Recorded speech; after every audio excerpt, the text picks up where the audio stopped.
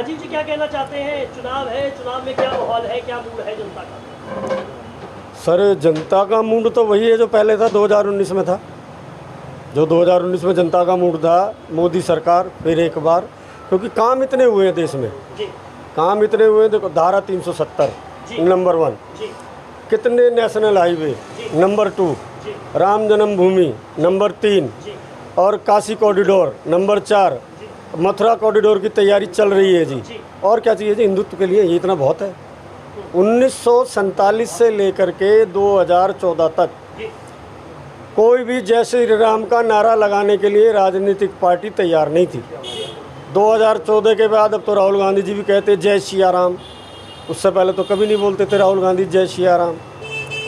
2014 से पहले बहुत मंदिरों में गए, वो काशी विश्वनाथ भी गए, उनकी बारात उनके साथ में अमेठी लगती है, रायबरेली लगती है। राम जन्मभूमि कितनी दूर है, वो राम जन्मभूमि नहीं गए, क्योंकि उनकी सोच जो है सनातन को दबाने की है।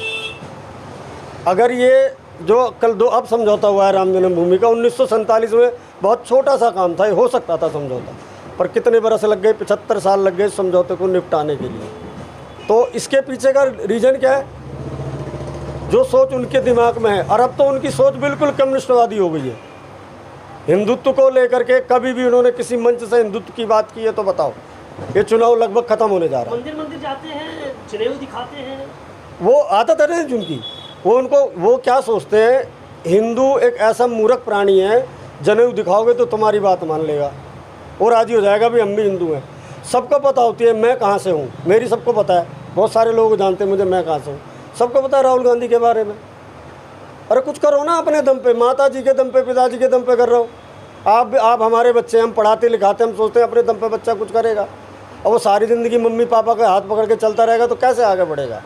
इस यहाँ के प्रत्याशी उदित राज के बारे में क्या? उदित राज जी पहले सांसद रहे हैं बाहरी दिल्ली से, बाद मैंने उनको टिकट दिया था। स्वयं आप उनसे पूछो उन्होंने कितने काम किए। स्ट्रीट लाइट के सुल्तानपुरी में उन्होंने कितने पैसे लगाए हैं, कितना फंड मिला था। 3 स्ट्रीट लाइट के उद्घाटन करे थे उन्होंने। कब? जब चुनाव शुरू होने जा रहा था 2019 का, जब 3-4 स्ट्रीट लाइट के, मैं देश की बात नहीं कर रहा जी, मैं दिल्ली की बात कर रहा हूँ, अपनी लोकसभा सीट की। 3 स्ट्रीट लाइट के उद्घाटन करे थे। क्या 5 साल में उनको 3 स्ट्रीट लाइट मिली थी सुल्तानपुरी लगाने के लिए? योगेंद्र चंदेलिया जी पुराने कार्यकर्ता हैं, उप महापौर रहे हैं, ज़मीनी कार्यकर्ता हैं बीजेपी के। हम उम्मीद करते हैं कि अच्छा काम करके दिखाएंगे, और फिर हमें स्थानीय कार्यकर्ता की ज़रूरत थी जो दिल्ली का रहने वाला हो। भाई साहब आप बताइए, सुल्तानपुरी के इश्यूज जो हैं आपको कौन कौन से ऐसा लगता है जो योगेंद्र चंदोलिया सॉल्व कर सकते हैं? सुल्तानपुरी का सबसे बड़ा इशू तो है जी हमारा फ्लाई ओवर, जो हमारा फ्लाई ओवर बन रहा है, ये सबसे बड़ा इशू है सुल्तानपुरी का, नंबर 1।